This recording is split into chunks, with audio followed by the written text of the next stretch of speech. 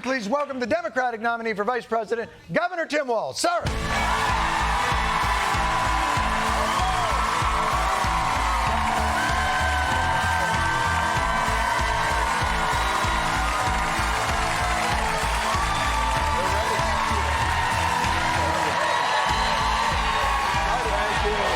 excited.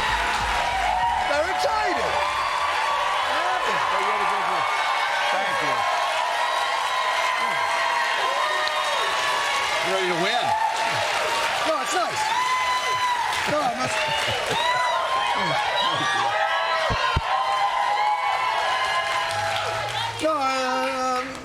No, it must be nice. That must feel pretty good. Now, let me ask you this. Actually, she called you coach. Actually, tonight, I talked to you not as the Democratic nominee for vice president, but as a football coach. My Giants got their asses kicked. They did. There's got to be something you could do. They should have kept Shaquan. Pay the money. Pay the money. Of course Pay they the could money. Pay the money. No, he's right. Saquon. Well, thank you for being here. Yeah. Is this the first non-swing state that you've been in the last? Been in a couple, but mostly the swing states. Mostly the swing states. Are they, at any point now when you show up, because you saw the reaction that you got here, you're coming into New York, we haven't seen, honestly, anybody.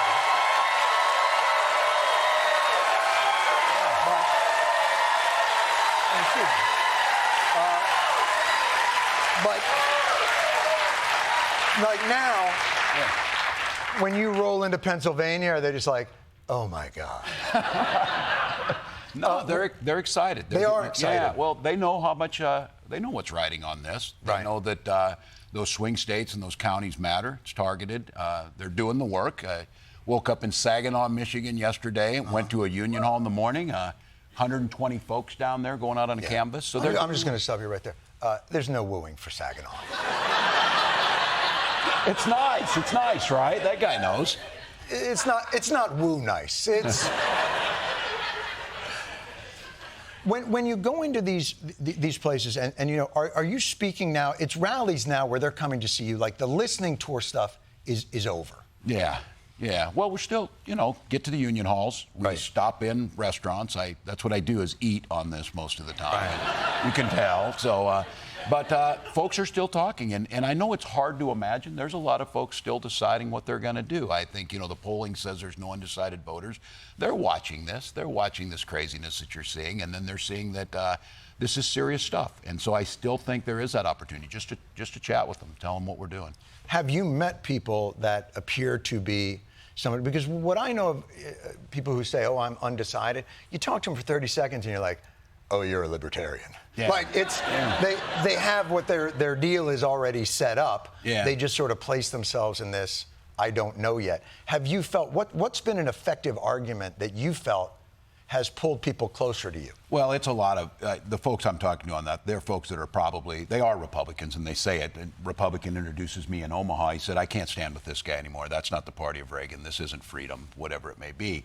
It's a lot of those folks that are trying to find permission to get off the mega stuff and move over. So they're still listening. They're finding a way. Is the concern that they have that a Harris-Walz, you know, team would be too liberal, or you know, do they point to, oh, in Minnesota, you allowed tampons in different bathrooms and trans people were allowed to play sports and, oh, my God, we're all going to be communists? Like, what are they? Our children are eating breakfast and lunch. Right. Yeah. But that, is that,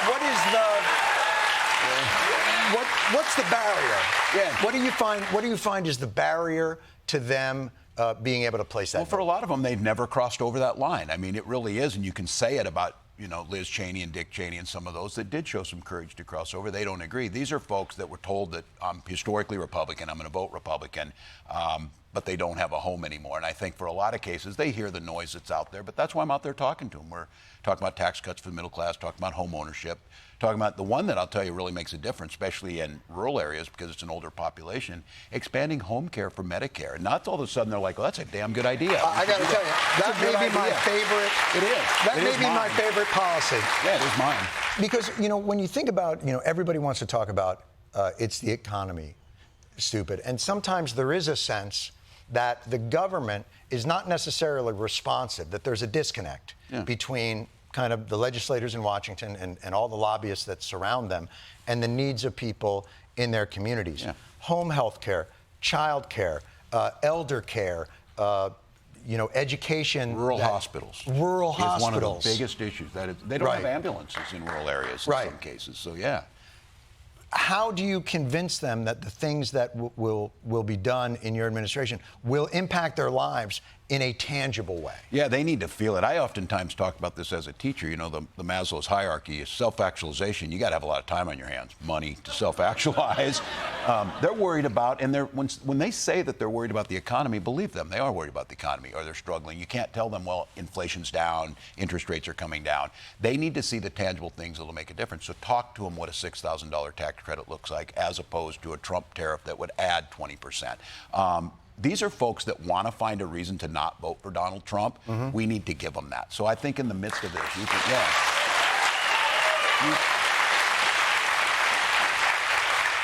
I said coming out after that opening, it is terrifying watching they're doing, but yeah, that's all distraction, the Trump distraction. If he is dangerous, it is serious. He's not going to do any manufacturing. But it's interesting. If I judge it from, and again, New York's not a swing state, but we see the commercials. We're inundated with the commercials as well, mostly for down ballot races and things like that. But if I were to look at this as an alien stepping into this election, just from the commercials, I would think that Republicans vote on two things: stopping people from coming over the border and stopping trans people from playing sports. Like, those are the only two commercials that I've seen. Yeah. And the Democrats, oddly enough, run on two things as well: stopping people coming in from the border. They've accepted it. Like, all the Democrats that are running for Congress and for other offices here in New York all talk about the border and then choice legislation. Yeah. And you would think those are the only two things that are going on that anybody is talking about. So it's interesting to hear that one, it's more economy. Well, they ask people to rank the issues where they're at, depending on where you rank it. And look, these guys figured out early, fear is a great short-term motivator. I often say I supervise the high school lunchroom. I know fear works. It doesn't, but it doesn't change behaviors. And I still believe that there's this aspirational piece and really listening to where people are at. In small towns, these are not hateful people, but they're wondering, where did their manufacturing jobs go? Well, Donald Trump shipped them overseas, tariffs and things like that. We need to make sure we're making the case that, look, here's how this is going to specifically impact you. Right. We hear you about this. But I would think the Democrats are the ones, when you talk about shipping things overseas, you would say NAFTA or free trade were the things that really hollowed out the manufacturing base. Now, investment in infrastructure and all that has brought a lot of it back. Yes. But that is kind of an albatross around Democrats' necks, which is our trade policies kind of helped this globalization occur. It's a fair argument, but I also think too that COVID rechanged that, the breaking of the chain, the supply chains. And look, we can have fair trade. We produce more soybeans in Minnesota than we're going to eat. We need to have markets for them, but it needs to be fair, making sure the jobs are here. I think that's the one thing when you talk to people about what are their aspirations, they want to have good jobs, they want to have safe communities, they want to have good schools. Because again, these guys are going to go to voucherization of schools. Where are you going to find a private school in a town of 400 like where I grew up? Right. Where are you going to find a hospital? You bring up an interesting point, because we talk a lot about it's this red-blue divide or it's these different things. What about the rural and urban divide? Because it really does seem as though policies for one group very difficult to apply to another group. And when we talk about even like with guns, guns in rural America means a very different thing than guns in places where it's more densely populated. Yeah, but dead children in their schools means the same thing in rural areas. Absolutely. And I think that's where that piece. Look, I understand that that's happened. I won a congressional seat, the second Democrat in over 100 years, in a red district. Donald Trump won that district by like 17 points in 2016. Your district. My district, and I still won again. I haven't changed them. Now, that district has changed. Would I win that district today? It would be a tough race, I think, as compared to where it was. Right. But the issues have not changed for him. And I think this issue around guns especially, being a gun owner, responsible gun owners know that you can protect Second Amendment, but your first responsibility is those kids. And you can do red flag laws. You can do extreme risk protection orders, background checks, and you can do getting assault weapons out of the streets and all that. You can do that.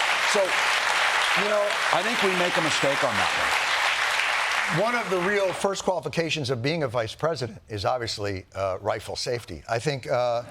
Yes, it is. you know, I can't think of a vice president in recent memory that used a shotgun irresponsibly. Nothing comes to mind. Oh, that's right. How is that? The Cheney thing. Do we really have to do that? Look, it goes broader than that. Look, Bernie Sanders, Dick Cheney, Taylor Swift. No. That one. Oh, the shooting? No. Having the Cheneys on board? Nah. You can't Dick Cheney or Taylor Swift. No. We're a big tent. What country did Taylor Swift get us to invade? No. Yeah. No, don't you think, though, that, and I do this, I believe this, there is still a core group of folks out there, you know, your point being, and not joke, the don't tread on me, the Reagan piece of this, the libertarian piece, but the constitutional piece, there are a lot of people out there. I think Liz Cheney and Dick Cheney give permission to those folks who want to find a reason to do the right thing. It doesn't mean they agree with us. We're not going to take their foreign policy decisions and discussions, you know, and implement those. We're going to take their promise? Yes, promise. Promise. Any of those things? Yeah. It's a stressful time. It's a stressful time.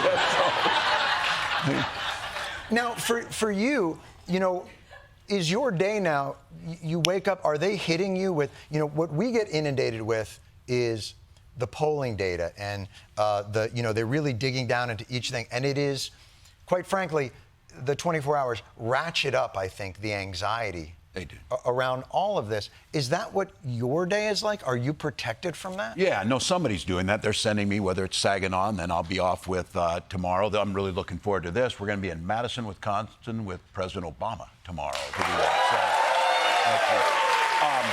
But will they say to you, like, we've got the data in, and today, if you don't get Betsy from outside of Bucks County, like, we're done. No, it's the overarching message of saying, look, we know that suburban women are deeply concerned, as they should be, and I will add to the men here, you should be deeply concerned about the choice issues too. But it's less of that.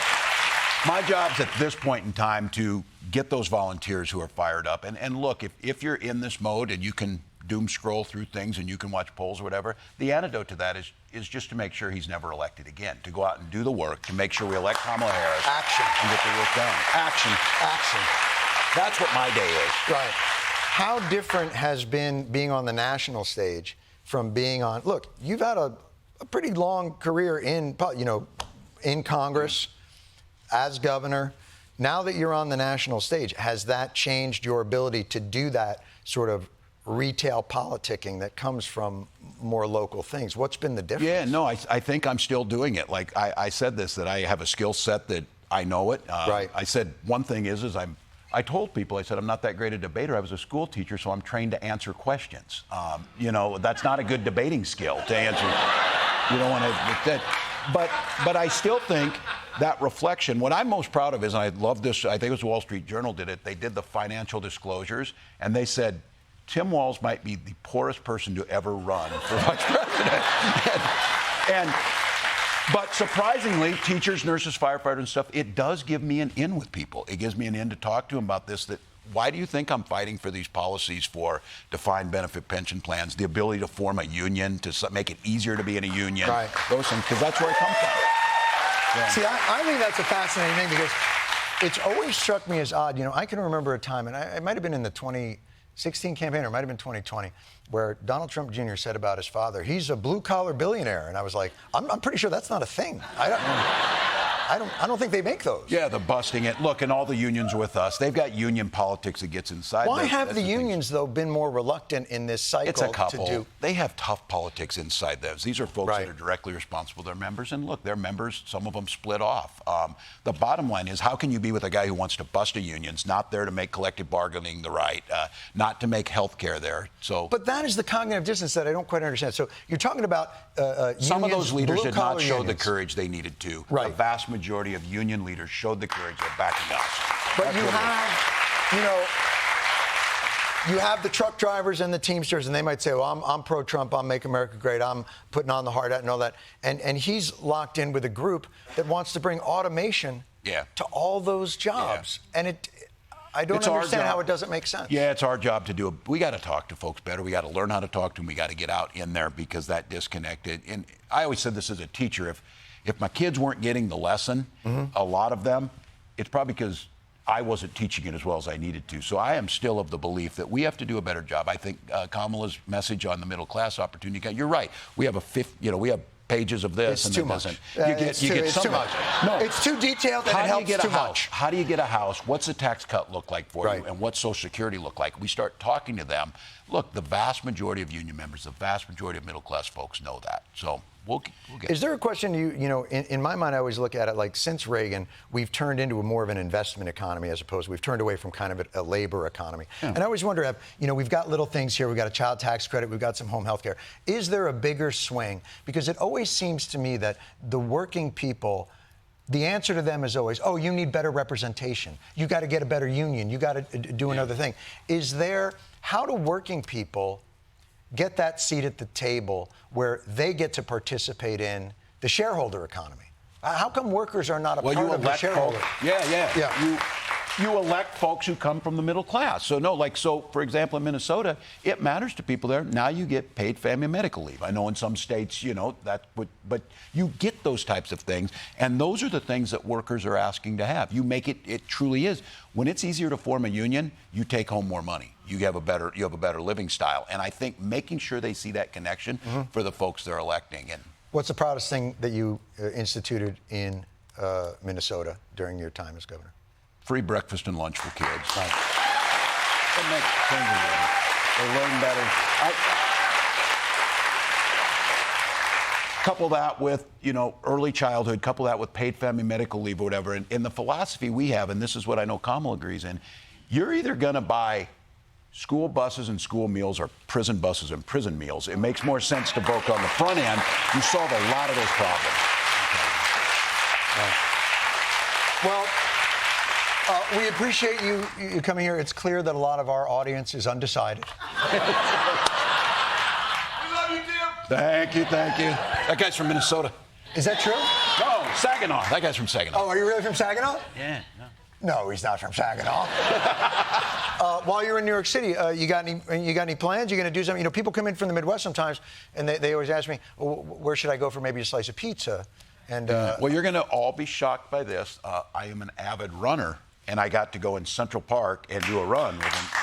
Did you really? Yeah. Is that the first time you went running in Central Park? Second time. Second time? After the debate, I went and ran in there. Did you really? Yeah, the next morning. After the debate, you went to Central Park It was and went running? Well, I needed that confirmation. People like, yeah, you kicked his butt. Good job, whatever type of thing. So I needed that.